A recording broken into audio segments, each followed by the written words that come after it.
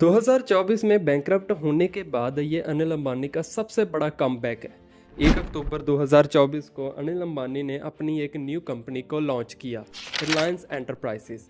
इस कंपनी के through Anil Ambani 1 billion invest करेगी एनर्जी सेक्टर में इन भूटान। अनिल अंबानी और उसकी कंपनी का कहना है कि ये सबसे बड़ा इन्वेस्टमेंट है भूटान में एनर्जी सेक्टर में। 2020 में अनिल अंबानी अपने बिजनेस करियर में पूरी तरह से फेल हो गए थे। उस टाइम अनिल अंबानी के ऊपर $24 बिलियन का लोन था। आखिर कैसे अनिल अंबानी ने अपना इतना डेट क्लियर किया और कैसे 1 बिलियन के प्रोजेक्ट के साथ कमबैक किया। 4 जून 1959 को अनिल धीरूभाई अंबानी का जन्म हुआ। अनिल अंबानी ने अपनी बैचलर डिग्री किशनचंद कॉलेज से की। उसके बाद 1983 को अनिल अंबानी ने अपनी मास्टर ऑफ बिजनेस एडमिनिस्ट्रेशन में यूनिवर्सिटी ऑफ पेंसिल्वेनिया से की। साल 2002 में अनिल धीरूभाई अंबानी के पिता धीरूभाई अंबानी की मौत हो गई। डेथ के बाद दोनों भाई मुकेश अंबानी और अनिल अंबानी एक साथ 1 साल तक ही रहे। 1 साल के बाद दोनों ने सेपरेट होने का फैसला कर लिया। सेपरेशन होने के बाद मुकेश अंबानी रिलायंस इंडस्ट्री के सीईओ बन गए। उनके पास रिलायंस गैस, ऑयल, पेट्रोकेमिकल जैसे यूनिट्स आ गए। But Anil Ambani Reliance Anil Dhirubhai Ambani group के चेयरमैन बन गए। उनके पास Reliance entertainment, telecom, power, infrastructure and Reliance financial service जैसी कंपनीज आ गई। साल 2004 में अनिल अंबानी को उत्तर प्रदेश में राज्यसभा का मेंबर चुना गया। अनिल अंबानी ने 2006 में ही 2 साल बाद ही रेजिग्नेशन दे दिया। आखिर क्यों? क्योंकि उत्तर प्रदेश के लोगों ने एलिगेशन लगाया कि अनिल अंबानी अपनी पावर का इस्तेमाल सिर्फ और सिर्फ पैसा कमाने के लिए कर रहे थे। इसी कारण 2006 में ही अनिल अंबानी ने अपनी सीट से रेजिग्नेशन दे दिया, क्योंकि एलिगेशन से अनिल अंबानी की कंपनीज पर और उनके इन्वेस्टर्स पर गलत इम्पैक्ट पड़ रहा था, जिससे उसके शेयर की वैल्यू धीरे धीरे कम हो रही थी। 2006 के बाद अनिल अंबानी ने अपना पूरा ध्यान कंपनी को ग्रो करने में लगा दिया। 2008 में आते आते अनिल अंबानी दुनिया के 6वें सबसे बड़े अमीर आदमी बन गए। उस टाइम अनिल अंबानी की नेटवर्थ 42 बिलियन $, थी।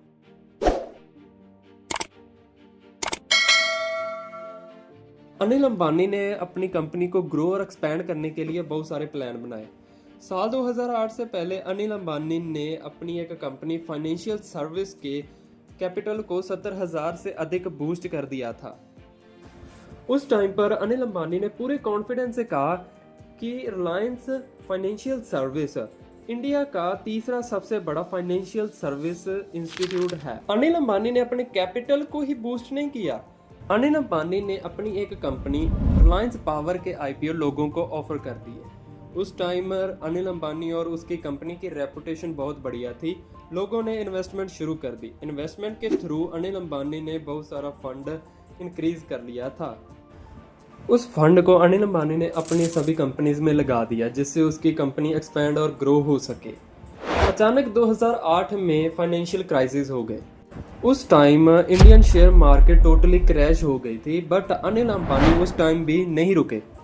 अनिल अंबानी कॉन्टिन्यूसली अपनी कंपनीज में इन्वेस्ट कर रहे थे, अपनी कंपनी को एक्सपैंड कर रहे थे, अपनी कंपनी को ग्रो कर रहे थे अपने अग्रेसिव बिहेवियर के साथ। उसने अपने बिजनेस को एक्सपैंड करने के लिए, अपने बिजनेस को ग्रो करने के लिए बहुत सारी बैंक्स और फाइनेंशियल इंस्टीट्यूट से भी लोन लिया, इवन इन इंडिया और इन फॉरेन कंट्री। उसने PNB, SBI, ICICI bank, Axis bank और यस बैंक से लोन लिया, और उसने कई और चाइनीज बैंक से भी लोन लिया था। कुछ सालों में अनिल अंबानी ने $700 मिलियन अपने बिजनेस में इन्वेस्ट कर दिया था। 2019 अनिल अंबानी के ऊपर पूरा $24 बिलियन का लोन हो चुका था। 2020 तक अनिल अंबानी बैंकरप्ट इसलिए हो गए क्योंकि अनिल अंबानी की सभी company, Reliance communication, Reliance power, Reliance infrastructure, सभी कंपनीज फेल हो गई थी। सबसे पहले अनिल अंबानी की रिलायंस कम्युनिकेशन कंपनी फेल हो गई क्योंकि अनिल अंबानी की टाइमिंग बहुत अच्छी नहीं थी। 2016 से पहले रिलायंस कम्युनिकेशन इंडिया की सेकंड लार्जेस्ट कंपनी बन गई थी, बट उस टाइम पर 3G 4G नेटवर्क की डिमांड बहुत बढ़ रही थी। रिलायंस कम्युनिकेशन कंपनी उस नेटवर्क को प्रोवाइड करने में असफल हो रही थी, इस करके लोगों ने रिलायंस कम्युनिकेशन का नेटवर्क लेना घटा दिया था। 2016 में टेलीकॉम सेक्टर में मुकेश अंबानी की एंट्री हो गई। उसी साल मुकेश अंबानी ने लोगों को फ्री 4G नेटवर्क प्रोवाइड किया विद जियो सिम। लोगों ने अपना नेटवर्क दूसरी सिम से जियो सिम में कन्वर्ट कर दिया, जिससे अनिल अंबानी की कंपनी के शेयर डिक्रीज हो गए। अनिल अंबानी की कंपनी पूरी तरह से फेल हो गई। अनिल अंबानी कंपटीशन में रहना चाहते थे, बट अनिल अंबानी के पास उतनी फैसिलिटीज़ नहीं थी, तो अनिल अंबानी ने कंपटीशन में रहने के लिए एक साउथ अफ्रीका की कंपनी MTN के साथ एग्रीमेंट कर लिया। MTN कंपनी अनिल अंबानी की कंपनी को फास्ट नेटवर्क प्रोवाइड करती थी और भी फैसिलिटीज़ देती थी, बट लोगों ने जियो सिम के अलावा कोई और सिम का नेटवर्क नहीं यूज़ किया, जिससे अनिल अंबानी की कंपनी के ऊपर डेट बढ़ते रहे। आखिर में MTN कंपनी ने भी अनिल अंबानी को फैसिलिटीज़ नेटवर्क प्रोवाइड करने का एग्रीमेंट कैंसिल कर दिया, जिससे अनिल अंबानी की कंपनी के ऊपर डेट का बर्डन और बढ़ता गया। उसके बाद अनिल अंबानी यहाँ पर भी स्टॉप नहीं हुए। अनिल अंबानी दूसरी कंपनी के साथ कंपटीशन में रहना चाहते थे, तो अनिल अंबानी ने स्वीडिश की एक company telecom equipment manufacturer Ericsson के साथ एग्रीमेंट कर लिया। एरिक्सन रिलायंस कम्युनिकेशन को 4G नेटवर्क प्रोवाइड करती थी, बट फिर भी अनिल अंबानी अपनी कंपनी को ग्रो करने में असफल रहे, जिससे अनिल अंबानी की कंपनी के ऊपर 550 करोड़ का डेट हो गया एरिक्सन कंपनी का। एरिक्सन ने 2018 में रिलायंस कम्युनिकेशन के ऊपर केस फाइल कर दिया, जिससे सुप्रीम कोर्ट ने अनिल अंबानी को 1 हफ्ते का वक्त दिया, बट अनिल अंबानी असफल रहे। उस टाइम पीरियड के बाद सुप्रीम कोर्ट ने अनिल अंबानी को जेल की सज़ा सुना दी, बट उस टाइम पर मुकेश अंबानी ने अनिल अंबानी का सारा डेट क्लियर कर दिया 550 करोड़, जिससे अनिल अंबानी अपनी जेल की सज़ा से मुक्त हो गए। अनिल अंबानी का डेट क्लियर करने से मुकेश अंबानी की शेयर की वैल्यू बहुत बढ़ गई। लोगों ने कंपनी में इन्वेस्ट करना शुरू कर दिया। उसके दूसरी ओर बिल्कुल ऑपोजिट हुआ।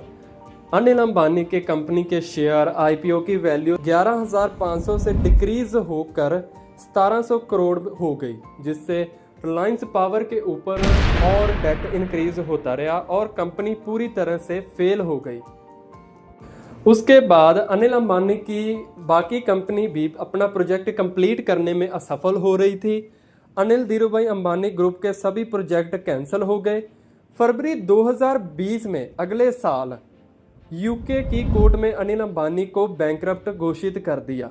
यूके की कोर्ट ने अनिल अंबानी को बैंकरप्ट इसलिए घोषित किया क्योंकि अनिल अंबानी ने कई बैंक्स से, फॉरेन की बैंक से लोन लिया हुआ था। 2020 तक अनिल अंबानी के ऊपर $700 मिलियन का लोन था, तो इसलिए यूके की कोर्ट ने 2020 में अनिल अंबानी को अपनी नेटवर्थ शो करने के लिए कहा। अनिल अंबानी ने अपनी ज़ीरो नेटवर्थ शो कर दी। इसी कारण यूके की कोर्ट ने अनिल अंबानी को बैंकरप्ट घोषित कर दिया। अनिल अंबानी का 2020 में बैंकरप्ट होने का मेन कारण लैक ऑफ इनोवेशन है। अनिल अंबानी ने अपने अग्रेसिव बिहेवियर के साथ, उन्होंने अपनी ईगो के साथ कुछ ऐसे स्टेप्स लिए जिससे वो अपने बिजनेस करियर में 2020 में पूरी तरह से फेल हो गए। सितंबर 2024 को 3 साल बाद अनिल अंबानी और रिलायंस कंपनीज के बीच मीटिंग, जिसमें रिलायंस पावर, इंफ्रास्ट्रक्चर, टेलीकॉम भी शामिल है। उस मीटिंग में सभी मेंबर्स ने फैसला लिया कि अनिल अंबानी के डेट को डिक्रीज किया जाए। उस दिन अनिल अंबानी का डेट 475 करोड़ कर दिया। डेट को डिक्रीज करने से अनिल अंबानी की कंपनी को बहुत बेनिफिट हुआ।